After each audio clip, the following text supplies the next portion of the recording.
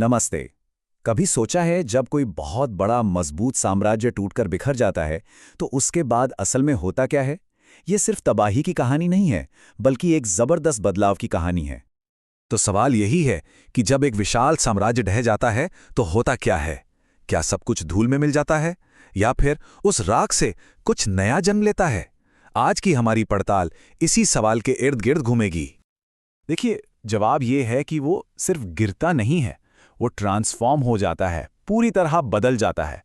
और इसका सबसे खूबसूरत सबूत है उस दौर की कला। इन बारीकियों को जरा देखिए। पत्थर पर छेनी का हर एक निशान हमें ये कहानी सुनाता है कि तबाही के बाद क्रिएशन की एक नई लहर शुरू हुई थी। तो चलिए कहानी के पहले चैप्टर में चलते हैं, एक साम्राज्य का पतन।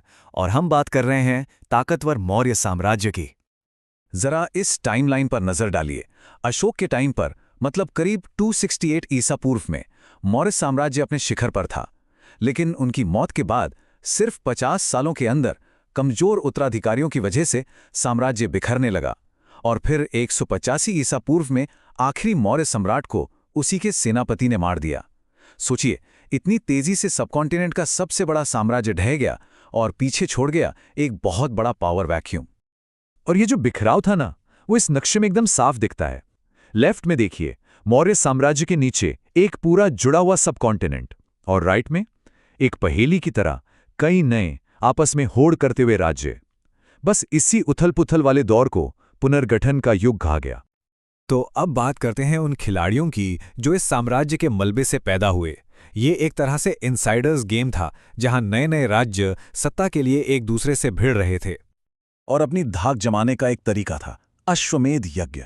जरा इमेजिन कीजिए, ये एक बहुत बड़ा वैदिक रिचुअल था जिसमें एक पवित्र घोड़े को आजाद छोड़ दिया जाता था। अब ये घोड़ा जिन जिन इलाकों से बिना किसी रोक टोक के गुजर गया, वो सब राजा का हो गया। पुष्यमित्र शुंग जैसे नए राजाओं ने अपनी ताकत का लोहा मनवाने के लिए इसी शक्तिशाली अनुष्ठान का सहारा लिया। लेकिन ये खेल सिर्फ उत्तर में नहीं चल रहा था। दक्कन में सातवाहन एक जबरदस्त शक्ति बनकर उभरे, और उनके सिक्कों पर ये जो जहाज बना है ना, ये हमें बताता है कि वो सिर्फ जमीन के नहीं बल्कि समंदर के भी बादशाह थे। समुद्री रास्तों पर उनके कंट्रोल ने उन्हें बेहिसाब दौलत और ताकत दी। अब सातवाहनों की जो बात वाकई में बहुत दिलचस्प है, वो है उनका अनोखा सामाजिक ढांचा। राजाओं के नाम उनकी मां के नाम पर होते थे, जैसे गौतमी पुत्र, मतलब गौतमी का बेटा, और रानियां जैसे गौतमी बालश्री, वो जमीनें दान करती थीं, अपने नाम के शिलालेख बनवाती थीं। ये उस जमाने के हिसाब से बहुत ही आगे की सोच थी, जो समाज में महिलाओं के ऊंचे दर्जे को दिखाती है। चलिए अब थोड़ा और दक्षिण की तरफ चलते हैं। यहाँ 3 ताकतवर राज थे, चोल, चेर और पांड्य।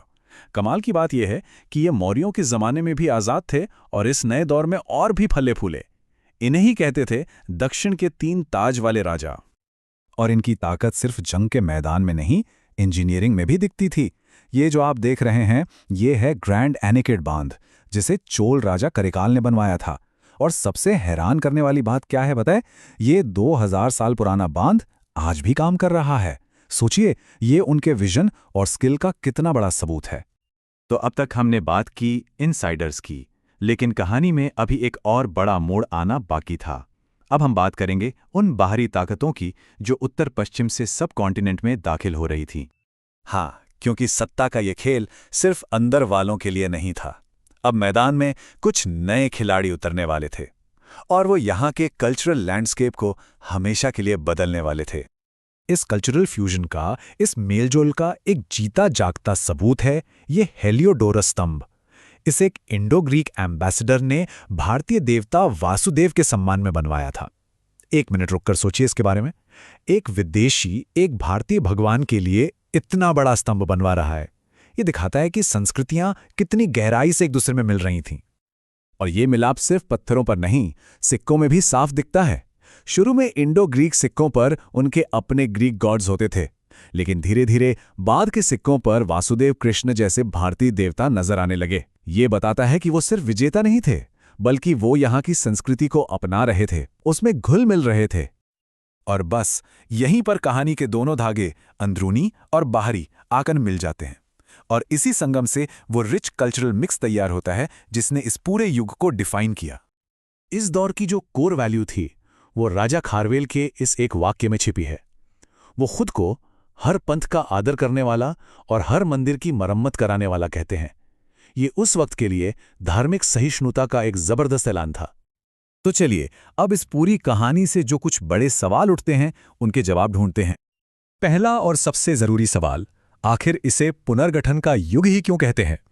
जवाब बहुत सिंपल है।